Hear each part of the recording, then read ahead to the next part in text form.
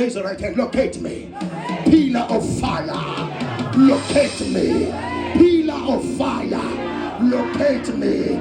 Pillar of fire. Locate me. Pillar of fire. Locate me. In the name of that's God now. This is the Father that locates you. Glory to Jesus. I'm in a partnership with people when I'm doing business with them, and then I'm confused because abanye abantu bama chameleons. Baba nabo bakwazi ukucamouflage.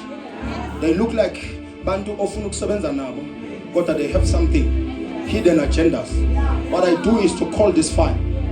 Ngicala umlilo lo Jehova. Lapho noma sihleli 3 days 4 days siqeda ukukhuluma ngiyabona ukuthi khonde nuka la. Khonde la. Saka ibambo kwamanje. Kodwa khonde nganuka kahle la. Khonde ngekho something in me. Erase percentage yami yokubona. Yabona ukuthi umsebenza nabantu bamele usebenza ngoba unawo lo mlilo. Umlilo fire reveals stuff. Umlilo wenza izinto ezifihlakele zivele. You see, now you must tune the temperature. You understand? Ngomlilo altar yakho. So that anything that is around you that doesn't serve the same God, it be annihilated. And that's man. Raise your right hand and say, Father, remove. Say it again, Father, remove excess weight. Say remove evil people. Remove demonic entities. Say remove. Say remove. Remove agents of the enemy. Shout remove. Now, you see the prayer you've made right now. Some people are snatched out of your life. Oh, God is snatching some people out of your life in the name of guiding fire. When the guiding fire is present, movement becomes obedience, but delay becomes disobedience. Here, if Bohamba na Mose, Lumlilo Maufela, Bebaulanding, same time. Yes. So, what disobey, we are told on Lababagafa. So, when you went back to the Bamba, but I got a prophet, no, but it's a fasting a fast. Yeah. But so, I see into to some rem your fire. So, go back where you're bound. Yes. Mama way about Tolo no chips sama sambane. Langa parada. But Tolo no kota, but no naga fanela. Say get test for the man. We go to Bano Landila Lumli. That is why we go to all night prayers. Some people go out there and come out of the all night prayer and I'm breakdowns. God that in his hand and I'm breakthroughs. Why? So Thomas way was still all night prayer. But now we don't lalela wam landela. O prophet is in the zinke. Some lalela put the some landela. Okuhle nomusa kuyokulandela as long as ulalela manilalela nokulalela izilama lithi yonenza inhloko nothi umsila. The fire will lead you. The fire will. Let me say this now. The guiding fire doesn't only illuminate the path. Some of you don't understand this. David said, izwi lakho Jehovah liyisibane, right? Enyaweni zami bese lithi ukukhanya endleleni yabani. Yeah, so now this kind of fire doesn't illuminate the path. No, the reason kube umlilo is because one of our pathways that will be created by this kind of fire.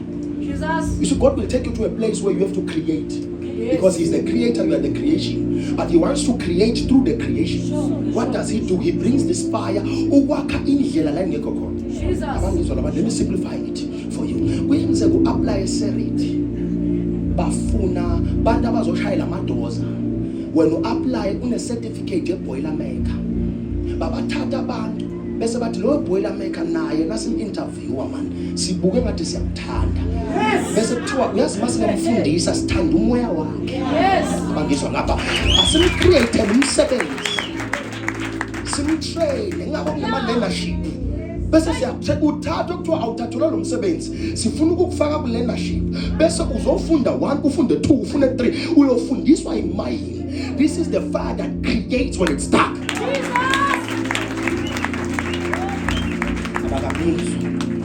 uJosepha bathi basehlane uNkulunkulu wabona indlala ezayo wathi ngenza kanjani ukuthi le ndlala ingabatholi. Wathi uNkulunkulu uncreate a problem, some sort of rejection that is not rejection, which is redirection. So I'm creating indlela yokuthi bamzonde. How can I do it? I'm giving it a gift. I'm giving Joseph a gift. They don't have a gift they will despise but need in the future. So wonke umuntu enimzondayo kufamily yakini umuntu ophethe imantli nalomndeni wakini. Ashengaphansi lapha wonke umuntu enimrejectile kufamily uye ophethe imali, ngoba le rejection letho uJehova ukuze akwazi ukuzimela bese uyakhona ukunithwala. Bamthatha bammixa amaMidiani kana abamasi bammixa esihlalweni ekufana. Everything othe wena yishwa ibhadi isigaga bekuyi-root yaNkulunkulu. It's just data ongakayijwayela. Angazi ngikhuluma nobani la. This is your time out of this zone yokuhlupheka into power, into power, into power, into power. Bekho abantu bamla into power. Khona abantu baba abaphusela into power, into excellence, into distinctions in the name of. You will be deployed after today. You will be deployed after today.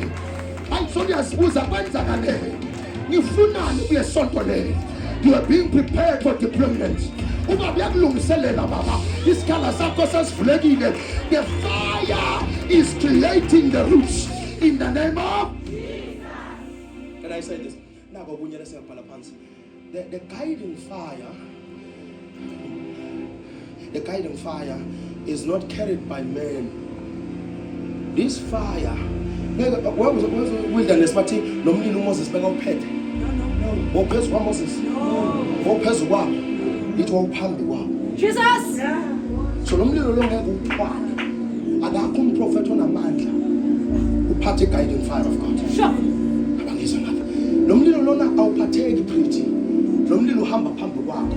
Because this fire is not meant to be carried by men. This fire is meant to carry men.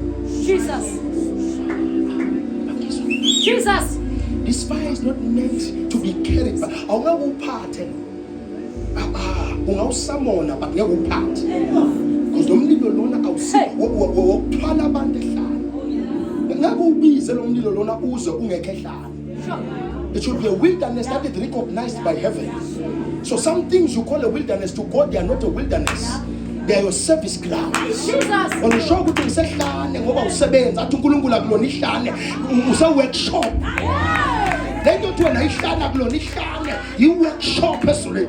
So until God sees that you are in a real wilderness in the spirit, you will send this fire because you can't carry this fire. You don't use this fire to burn Pharaoh. Nomlilo lona iBhayibheli lithi bathi uFaro sekasondela lithi wasuka ngaphambili waya ngemuva wabavikela ukuthi bakaFaro bangezikibo kanti nomlilo mkhulu kanganani. So because nomlilo awusilidi kuphela uphinde ube ibharya emva kwethu. So makunalo mlilo lo phambi kwakho awukakuthwali kuphela lo mlilo uyakuvikela nathi nabantu abakulandela ngemuva phinde uyakuvulela nangaphambili.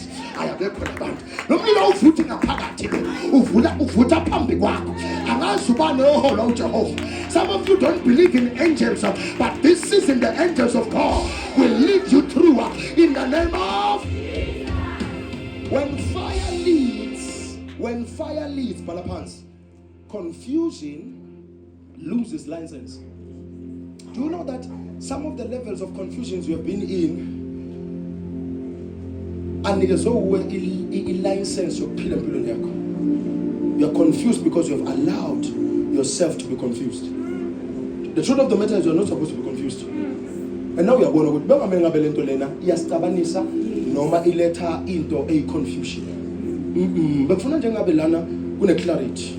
Lomlilo uleta, now Vela Lomlilo Lona, I will be confused. Because Lomlilo Lona exposed and I go to Bano connected. Jesus. Since I was a connect prayer, I will have Vigley, Baba exposed, about connected, Nabanga connected. Because Lomlilo, as a will have dimensions of fire at this coming Friday. It's actually 2 months per year. Understand? Lomlilo Lona, say the Father direct us so that sing again, Singazi, which is your funan. Because I get a young job in a new year. Ungenayo i direction, ungenayo idea, ungenayo ne wisdom. You are in a new year, but a happy new year after besubuza thina futhi ukuthi ngifunani 2026. Kumele ngenze 2026. Yabona ukuthi the fire didn't direct you. If this fire really directs you, must speak up 2026 from November. This is the sector I will affect. This is another section I will affect. This is another service I will render. This is a product I will sell. So November, December is not a month of upuzutwana. I've seen yanga ceremonies na rituals. Inyanga yama resolutions. Inyanga lang balakona yama resolutions. Inyanga lang balakona ama points na ma ideas, na ma business ideas. Next the million cents and next year. You see business. If you we plan January, we plan December. So you think of the problem before the problem arises. That's a business person. You think of the problem, or you create the problem before the problem arises. Then you come with a solution. Mangifuna undayisela amanzi nje la sondeni la hayi la holi la okuphuza ngavela nginikeze nje ama cinnamon rolls. Yazi ama cinnamon rolls yabona kuma buns lokho okuncane kune cinnamon.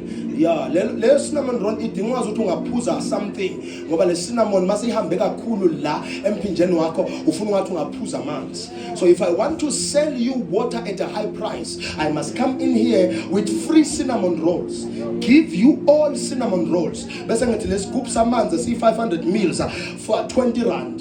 Ngoba so I'm telling you, lapha uyoya sothenga ngoba semnendo. So you create the problem and then come with the solution. I will get to you before there's something I want to decode, but I'm asking ni writing because as an analyst and economist funa ukuthi nginibuke kuqala ukuthi lento ngiletha ungalethi into kaniyovela lahle. Because the rand and the dollar thing, ngasi ayikhuluma nabazalwane sometimes, but inkinga ngifuna abathakatha, ngifuna ukunderstand ukuthi uyabona nasithi sifuna ukunichazela ukuthi why lento le isabotage kithi ngeke understand ngoba wena uzacabanga ukuthi umuntu okusabotage umthakathi wakho. So mase ngicabanga ukuthi mina nangathi ngiza nalabantu ngithi okay now if a rand is equal to $7 yini ezoba affect as an economist. I speak from the language and the level of an analyst and a level not an activist but as an economist. Mangifika kuleyo level ngithi ngifuna ungichazela abanye beni bazobathe. So yabona ngathi ngadingana abantu abayi understand the business so that nangabe ngifika kule nto leyo ngiyidikhoda now uzo understand man uyazi uprofit ukwayisho le nto le. That is why kunaloko lokhu kubangwa yiloko lokhu kubangwa yiloko. The reason GDP ila ne growth rate ila naloko kubangwa ngina makungaba naloko kungabonakala naku nanaku. So the fear of freedom has brought this chaos. Asibayeka abantu yeza namanje secretly ngisikhuluma asibiyele emlilweni ngeke kulunge sikhulume indaba zama finances. Lesi sikhuluma nabantu base England. Sikhuluma nabantu bakuphi? If unizong excite ngizonitshela bese ngiyandikhodela now ngoba lo khakhala yazi lecture alibalekanga nje isikole lapho imali yolanda lolo limpense no somebody say no. There's another fire now. On Thursday I want you to focus on what we call revealing fire. Revealing fire. On Thursday I want you to focus on revealing fire. Exodus chapter number 2 verse number 3. The revealing fire. This kind of fire reveals. It does what? It reveals. This is the intelligence of illumination. This fire reveals who you really are. After you have been touched by this fire or you have seen this fire, uzobe wazi ukuthi ungumprofet. So I can go anywhere and the prophet prophesies me. If I think you are a businessman, I would say okay, but there's something you have to go through before prophet. There is more prophesy. So the person will go in and say, I see a prophetic mantle in your life. Then I said, why? Because I know it has been confirmed by the fire of God that I'm a prophet. It has been confirmed by the fire of God that I'm a what? If this fire, which is the fire of what we call revealing fire,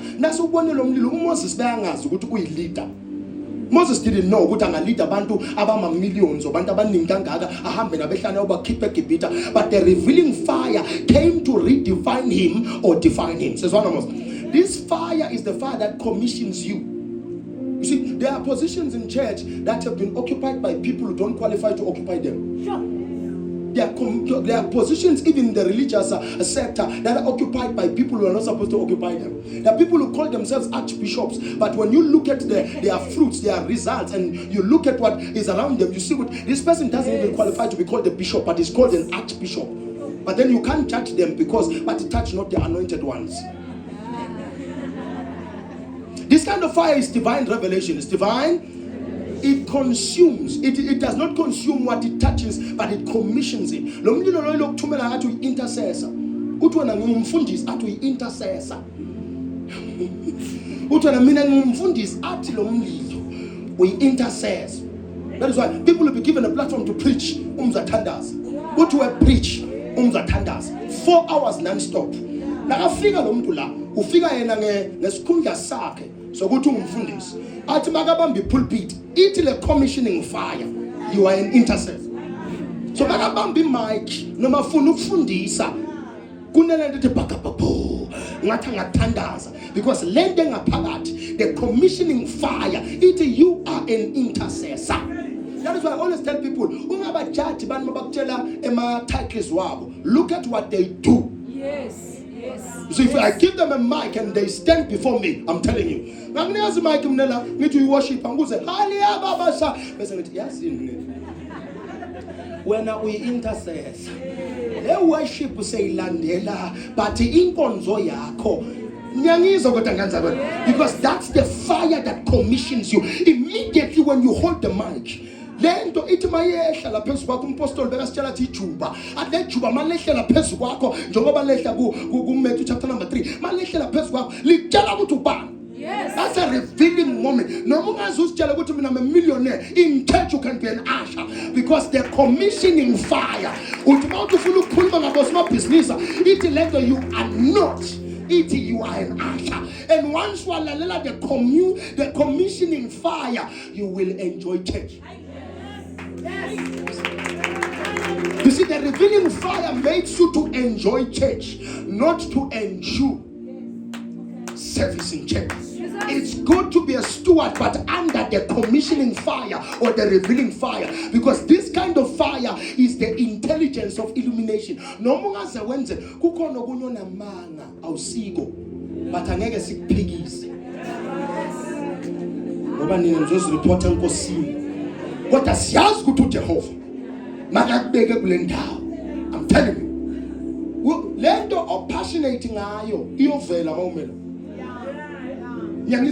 Lento yiyo according to God. Once you stand before people, then for something about mama badala ke manje. Bathi mntanami sesiyabona ukuthi uyakufuna lokho.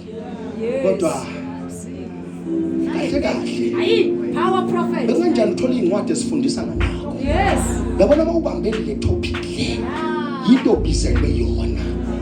I love people who then agree and then accept and admit ukuthi yazi man bengifuna nakho kodwa uJehova ungibekele na kuyoba mnandi ukukhonza esontweni kuyoba into yenza ukuthi esontweni manje kube likhulu ukusonda ukuthi nawe ufuna into efunwa ngabanye abantu kodwa yona ayikufuni.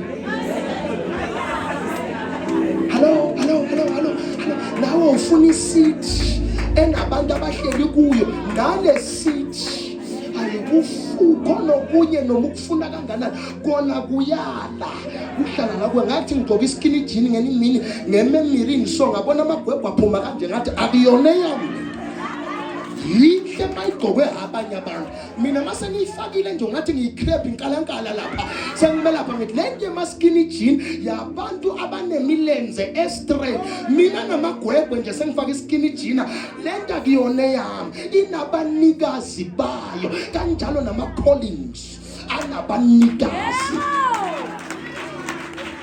So the revealing fire is there to tell you what to Moses mina ngimeluse what to Jehovah kahle wena. Wena bowulusa njengoba bengisakhalmisha inhliziyo yakho wena kunabantu omele bakhiphe eGibhita ayabekho abantu bamla. You see, some of you don't understand this mission. You see, Egypt in those days was respected like America in our day. Let me explain this.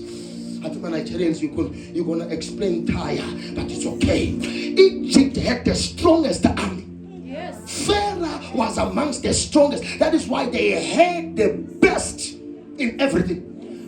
Even bantu abasuka la kunabantu ababusiswe khona oJakobe, they went to Egypt to find shelter. Watch this now. They became slaves when they were king in their atmospheres, but when they enter Egypt, that's how powerful Egypt was. Lokuba kingle mawufika eGibhita, the way Egypt was so powerful, you were supposed to serve their God before they serve you food. That's how powerful Egypt was. That is why people were captured by the people of Egypt and the Egyptians. They can't be touched. You see the way Egypt was so powerful. There is no other person who killed an Egyptian.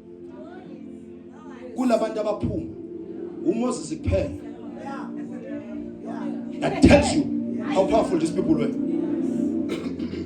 And breathe. Go back to the scriptures. Bible to Moses wabulala Egyptians. Wabaleka bamfuna imposa kufa wahamba yobhaka. Moses knew ukuthi ba strong kanganani. NoNkulunkulu noma aya khona wasebenzisa uMoses noAaron. Kodwa akakho wathatha isodi yakhe ayibeka entameni. Ngicela ninkombise ivesi elisho njalo. No, lithi uJehova bekaloko abavikela. That's how powerful they were. Even people moving with God, they were not given power to fight against the Egyptians. That's how strong they were. We did literature in school. So literature exists to understand that lento engakashiwo kodwa ekhona. These are echoes of someone who is more than a conqueror. Nomntu akathintwa amakhosi bahamba noJehova kodwa akathi ubaba hambani kunentaba naye yanthatha ikhali bese nilwa nabo. Uthi uJehova hambani niyobhaqa eGosheni niyobe nidila nabo. Akathi ba-Egyptians ezona ma-Israel ngiyonikeza amandla eGibhithe overthrow them. What did God say? He said, no what? Go to Goshen. Kuyoba mnyama ngapha. I will deal with them. Watch this now. There are enemies that are too powerful for you, but they are not powerful for your God. You don't have to touch them. Only God has to touch them. And God said, Constance, the Egyptians you see, you will see no more. Why? Because they were no longer they are enemy. They were now enemies of God.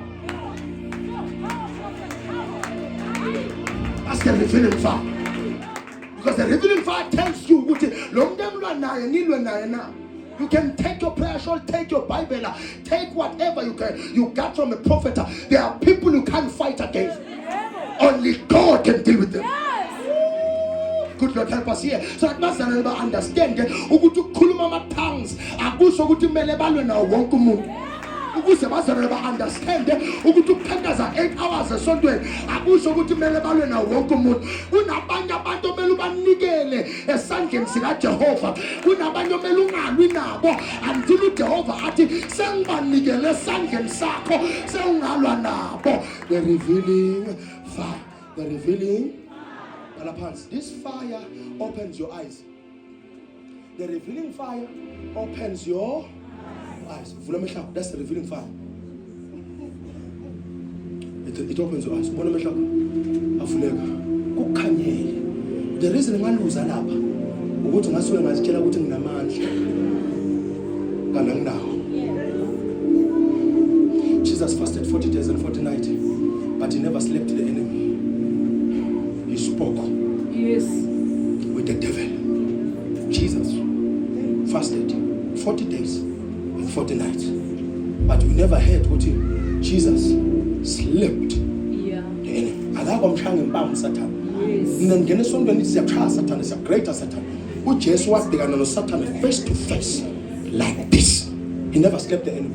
When you think you can slap the enemy, the devil. The way Jesus even wanted us to fight the devil, it was not with fire. He gave them power against evil spirits. But when it comes to the devil, the Bible says he has put the devil under our feet. So he has lifted us so that we don't even have to deal with the devil. He umfake phase enyawo ze. Bazalwane bayehla bomfuna ngaphase enyawo Sathane. But already the way, because Jesus knows how much power he has put in you. Let me decode power for a second. There's what we call embedded power, endorsed power. Then there's what we call embellished power. Oh, there's what we call endorsed power. Kunamandla uNkulunkulu awadeclare phezulu kwakho. Athi Gideon khawel namandla hamba ngalawo mandla. That is endorsed power. uJehova uyakufakazela athi hamba ngalawo mandla. So uJehova ubekapha le power onayo. Athi the power that you already have, that is Jesus speaking and vouching for you. That is endorsed power. Endorsed power. Then there's what we call endorsed embedded. Embedded power is the power engaphakathi kwakho. But you embody it. It's inside you. Ubaba uyibhalela ngaphakathi kwakho le power. It is in you. As a Apostle Paul akusasimo phila kimi kodwa ngikristu ophila ngaphakathi kwami. Athu Jeremiah ingumlilo lento ivale what's now ngaphakathi kwami. That is embedded power, that is embodied. Then there is embellished power. Kune power embellished. Embellishment sesikhuluma isigisi manje. Sikhuluma isikhuwa ke manje. Embellished power, when we say embellished, shothi lento ingaphezulu, amandla angaphezulu kwakho, akasiwona wakho, mandla owembethe. Galatians chapter number 3 verse number 26 and 27. Lithi manje sesembethe Kristu, amandla esiwembethe. Kuthiwa uElisha bengenawo amandla until kwehle icloth nemantla kaElijah yehlele phezulu kwakhe. That is embellished power. Embellished power is borrowed power. It's the power of that moment or the power of that season. After the season siphelile uyahamba nayo the power ivele ihambe. That is why other people have prophesied once in their lives and never prophesied ever again. Why? It was embellished power. You can receive embellished power when you are in an atmosphere like this. Mandla wembathiso wona namandla afakwe phezulu kwakho. In the book of Ezekiel chapter number 16, walifunda iBhayibheli lomfundisi wakho. Lithi ngakubona uhleli phansi ugwele igazi. Lithi ngisho ne-umbilical cord yakho yayingakajuda uthi ngakuthatha ngakugeza. Lithi nangiceda ukukuhlamba ngase ngenzani ngiyagqokisa uthi ngase ngifaka igolide ukuthi uzube muhle. That was power on them, not power in them, but power on. So mangaba une power engekho ngaphakathi kwakho ingaphezulu kwakho, kunabantu ongekhona ukulwa nabo ngoba bane power engaphakathi wena ne power engaphandle. Ecela amanzi asewulisa uvukile umalambane.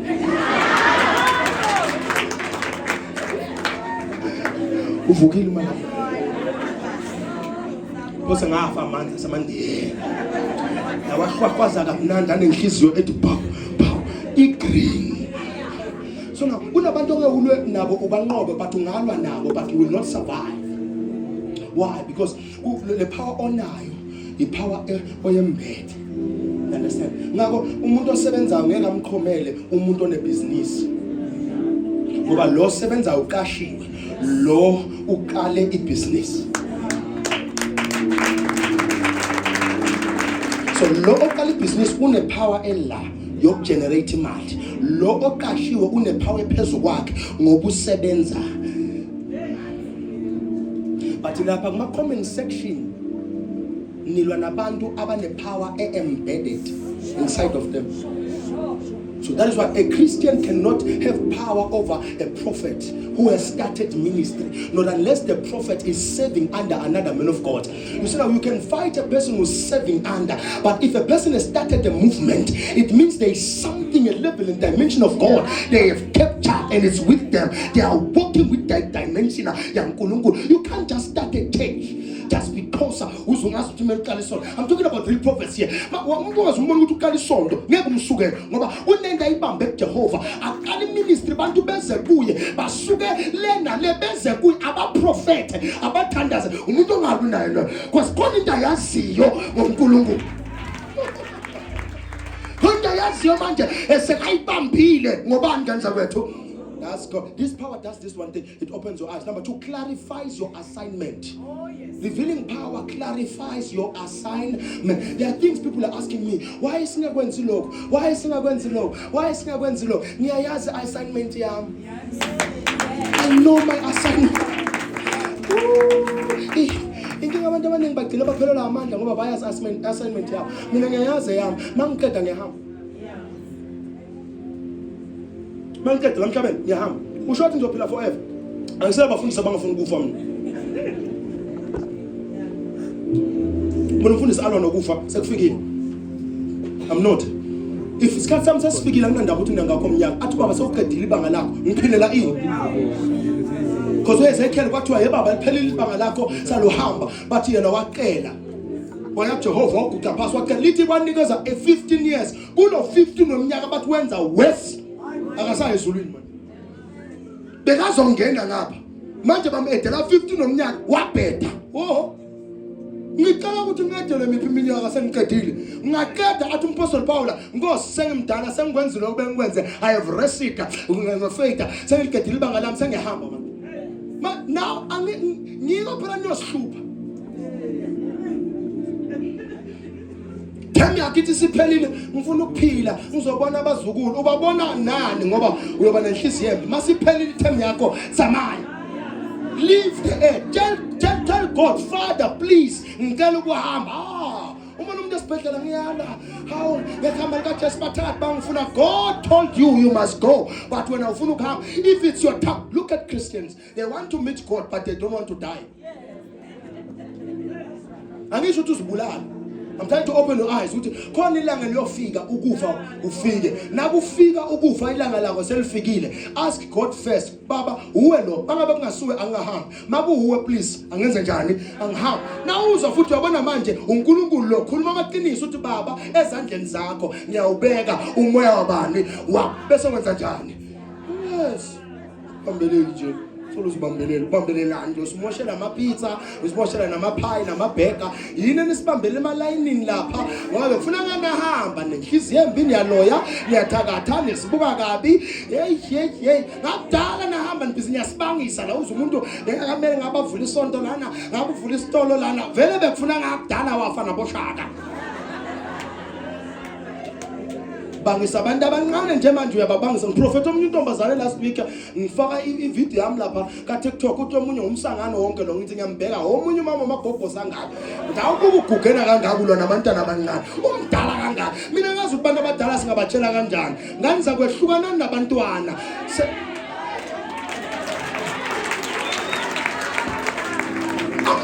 sithi shumayela bayalwa sithi siyaprofeta bayalwa sishaya ithomoyi bayalwa siyakhwethwa bayalwa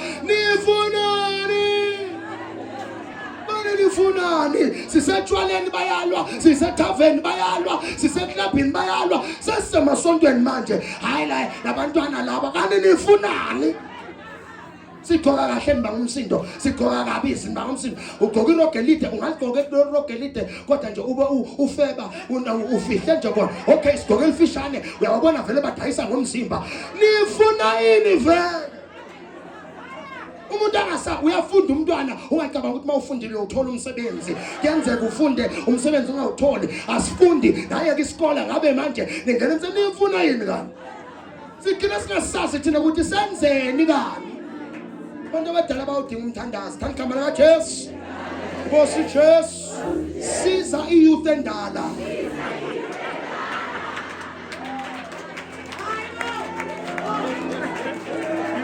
ngiyanemba in the name of what is now the revealing fire reveals people you are going to work with. The revealing fire reveals people you are going to work with. Kunabantu omenisebenze nabo. So the revealing fire directs you to those people. Uthi uNkulunkulu makhuluma no hamba kuno Aaron. God gives you names of people you are going to work with. Mina noma ungeza ugqoke kahle ube muhle ungisondelele ngikutshela sikhuluma ongaziyo uyi1 la sondweni ngibele ngimtshela ukuthi yabona speed salo uzoshayisa. Yabona lo speed sakhe uzoshayisa. Because mina ngiyamazi umuntu engizosebenza naye. Ngiyamazi umuntu odlulayo. Ngiyangizwa kodwa the revealing fire tells you ukuthi sebenza nalo ungasebenzi nalo. Futhi the revealing fire tells you terms of people in your life. Lo usebenza nawe kangaka uzohamba aphinda abuye.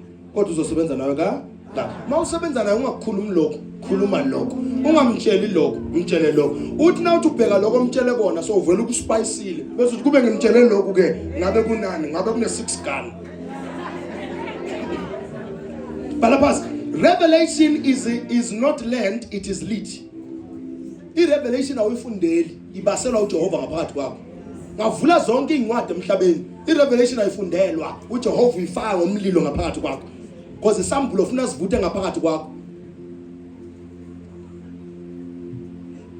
Umuntu namhlanje is raising a ready church, kusasa is raising businessmen, kusasa is raising what kusasa is kane siphi isambulo sakho kane siphi isambulo sakho namhlanje this church is apostolic, kusasa this church is evangelistic, kusasa this church is kane yini kane siphi isambulo sakho wena sasa siba i-umbrella sasa siba i-octopus isicaphulo sakho sasesiba squid nje asakhona ukugada sine inyawo eziwu-8 like funa siqonde ukuthi this is what is mine. This is what is mine. I stand for this. 1 minute umuntu mengapha sasa hi this church is for deliverance only.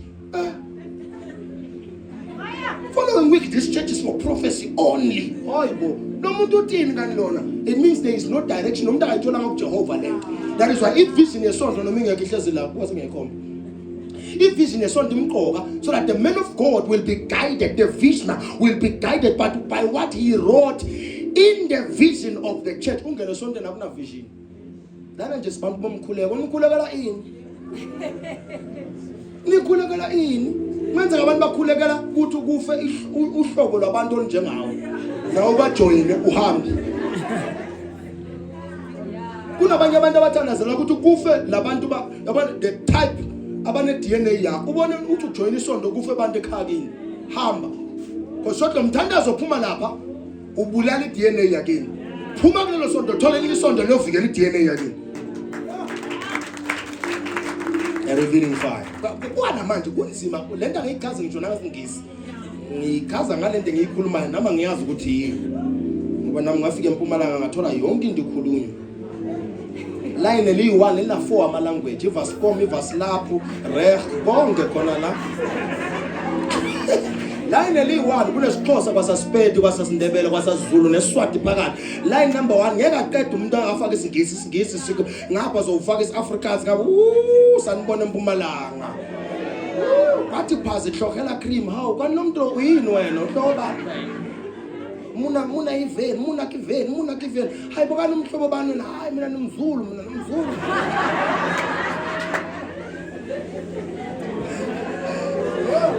Athi Ndlovu athi bayabenyathi simna bayabenyathi mina niNdlovu Ndlovu bayabenyathi Gatsheni mina Gatsheni mina Ndlovu mina sanibona eMpumalanga lotshani ayikho into soyisho soyamukela sowenza njani soyamukela nje ukuthi okay sesinaloko vele manje siyabonga moya ngcwele usinikeze kuphi lokho hayi ngeke ngifundise yonke into yena phela bese ngikhipha yonke into ngekulunga ngiyobuya njani kusifuna nazi ukuthi khona okushodayo ngizobuya Wednesday sengikhipha yonke into vele amafayila wonke amasizulwini there should be a mystery. Somebody say there should be a mystery. Shout with me, I'm not a believer. I am the burning one. Say the spirit of fire lives in me. You are not shouting the way I want it. The spirit of fire lives in me. Walks through me. Speaks through me. In Jesus' name. My altar is eternal. My flame is holy. My essence is voltage. Where I go, presence flow. Where I speak, light appears. So I'm a son of Elohim. I don't run from fire, I release it. Say this season is the season of fire. Divine voltage in the name of Jesus. Say I prophesy the fire of acceleration over my assignment. In Jesus' name. That's it. What took others iminyaka mlilo kaJehova uyokusheshisa kubo. What took others years you will accomplish in months. The next 60 days of your life you will be accomplishing. The divine voltage is upon your life. Your progress is not just neutral, it is thermal. You will be heated by heaven. You will be driven by prophecy. You will attract platforms that match your flame. This is not a season to explain yourself. This is a season you will burn until recognition happens. This is your season of fire, the fire of influence. The fire of influence will rest over your life. Every word you speak will pierce through atmospheres. Every word you speak will ignite faith. Every command and word you speak will command attention. You will not speak to impress. You will speak to ignite. People will not just hear you, they will feel you. Wherever your name is mentioned, there will be divine relevance and there will be a response from above. The fire of dominion will surround your ministry, will surround your mandate, will surround your business. Your worship place will become your worship ground and your walk ground. Your boardroom will become a battlefield of breakthrough. Somebody shout, I receive it. Every idea you conceive will be fire tested and heaven approved. You will walk into spaces where others froze. You will burn with composure. Your presence will recalibrate the environments. Your presence will make mediocrity uncomfortable. I prophesy, this is your season of supernatural heat. Cold hearts will thaw around you. Dead systems will resurrect through you. You will not just survive adversity, you will ignite within it. Where others suffocate, you will shine and sparkle. Where others will retreat, you will radiate with power. From today going forward, you will not just be anointed, you will be activated. Your spirit will burn without burnouts. Your purpose will glow without a shadow. Your altar will speak without any smoke. You are manifesting right now. Holy portrait in human form. You are a son of Elohim in combustion. This is a season of fire. This is your season of favor. This is your season of fulfillment. This is your season of influence. You are not just waiting for revival. You are carrying revival. You are not just asking for light. You are becoming the light. You are not just paying the fire. You are hosting the fire. This is your season of burning. You will be known this season. You will be seen this season. I prophesy, you will accelerate. In this season, the fire of purity will cleanse your motive. The fire of purity will refine your motives, refine your focus, sanctify your ambition. Every residue of fear, every residue of pride, every residue of distraction, it will burn into alignment. It will burn into alignment. It will burn into alignment. Your desires will no longer compete with your destiny. They will collaborate with it. This is the fire of God that will consume whatever doesn't belong. This fire will clarify you. It will separate the cold from the casual, the chosen from the cloud.